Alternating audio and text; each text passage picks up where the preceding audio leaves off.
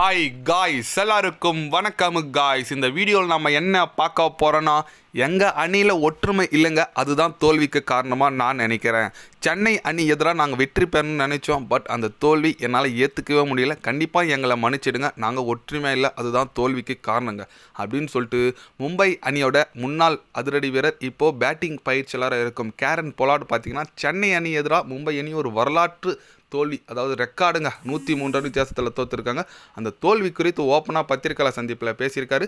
அவர் என்ன பேசினார், ஏது பேசினார் சொல்லிட்டு வீடியோ டீட்டெயில்டாக பார்க்கலாம். அதுக்கு முன்னே நீங்கள் நம்ம சேனலுக்கு புதுசாக வந்திருந்தீங்கன்னா ஒரு சப்ஸ்கிரைப் மட்டும் பண்ணிவிட்டு வாங்க, வீடியோக்குள்ளே போகலாம். ஆமாங்க, கேரன் பொலார்ட் அவர் என்ன சொன்னார் கேட்டிங்கன்னா, உண்மையாக இந்த தோல்வி எங்களால் ஏற்றுக்கவே முடியலங்க, எங்கள் அணிக்கிட்ட ஒற்றுமை இல்லை. இந்த ஒற்றுமை இல்லாதனால தான் நாங்கள் தோற்றோம். கண்டிப்பாக சென்னை அணி உண்மையாக ஒரு வலுவாய்ந்த அணி, நான் ஒத்துக்கிறேங்க. அவங்களோட பேட்டிங் போலிங் ஃபீல்டிங் எல்லாமே நல்லா இருந்துச்சு.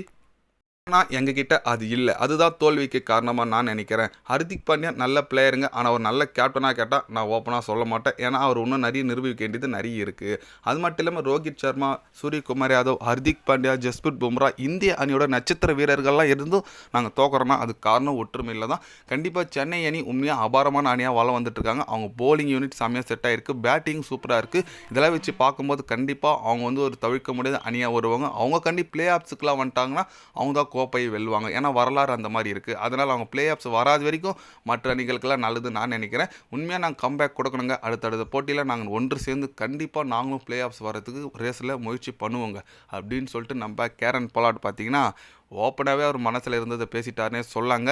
இது இவர் மட்டும் இல்லைங்க, ரீசெண்டாக மல்லிங்காவும் சொல்லியிருந்தார். ஆனால் நம்ம ஃபீல்டில் பார்த்தாலே தெரியுது. ஏன்னா ஜஸ்பிரித் பும்ரா ஒரு ஃபீல்டிங் சொல்கிறார், ஹர்திக் பாண்டியன் இப்படின்னு இல்லை அவர் மாற்றுறதும், ரோஹித் சர்மா இன்ஜுரின்னு சொல்லிட்டு வகார வச்சுட்ருக்காங்க, சூரியகுமார் அது பேட் ஃபார்ம், எல்லாருமே ஒரு ஒன்றிணையாமல் இருக்காங்கன்னு சொல்லாங்க. மும்பை அணி கண்டிப்பாக ஒரு பெரிய மூவ் பண்ணியே ஆகணுங்க. ஏன்னா ஹர்திக் பாண்டியா அடுத்தது கேப்டன் அடுத்த வருஷத்தில் இருப்பாரான்னு கேட்டால் சந்தேகம் தான். ஏன்னா அந்த மாதிரி போயிட்டுருக்கு, பார்க்கலாங்க. பட் சென்னை அணி பற்றி சொல்லி அவனுங்க செமையான ஒரு கம்பேக் கொடுத்துருக்காரு. அவர் சொன்னதில் வேலையுடன் பாயிண்ட் என்னன்னா, சென்னை அணி கண்டி பிளே ஆஃப்ஸ் வந்துச்சுன்னா கோப்பையும் அவங்க தாங்க வெல்லுவாங்க, அவங்க வராது வரைக்கும் நீங்கள் பார்த்துக்குங்க அப்படின்னு சொன்னார். ஒரு ஸ்டேட்மெண்ட் மாரி கரெக்டுங்க. ஏன்னா மற்ற அணிகளாக பார்த்தீங்கன்னா பிளே ஆஃப்ஸ் போவாங்க, நல்லா விளையாடுவாங்க, பிளே ஆஃப்ஸ் ஃபைனலில் போய் தோற்றுருவாங்க. ஆனால் அந்த சென்னை, மும்பை போன்ற அணிலாம் பிளே ஆஃப்ஸ் போயிட்டால் கோப்பை எடுத்து வைக்கணுங்க. அந்த அளவுக்கு தரமான பிளே ஆஃப்ஸில் நல்ல சம்பவம் செய்வாங்க. அந்த அளவுக்கு வரலாறு இருக்குது. 10 கோப்பை அடிச்சிருக்காங்க சென்னை, மும்பை, அங்காளி பங்காளியும். அதனால் நல்ல ஒரு பாயிண்ட்டு தான் பொலார்ட் சொல்லியிருக்காரு.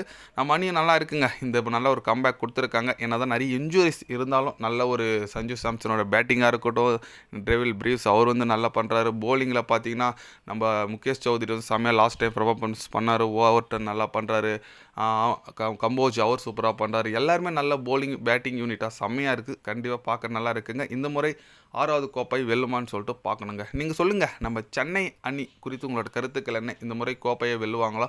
உங்களோட கருத்துக்கள் என்னன்னு சொல்லிட்டு மறக்காமல் கமெண்ட்டில் கொஞ்சம் சொல்லுங்கள். இது போன்ற ஸ்போர்ட்ஸ் நியூஸாக தெரிஞ்சுக்கணுன்னா சேனலை சப்ஸ்கிரைப் லைக் ஒன்று பண்ணிக்கோங்க. கண்டிப்பாக day by day channel update வரும், மறக்காமல் சப்ஸ்கிரைப் மட்டும் கொஞ்சம் பண்ணி வச்சுக்கோங்க. நன்றி, வணக்கம்.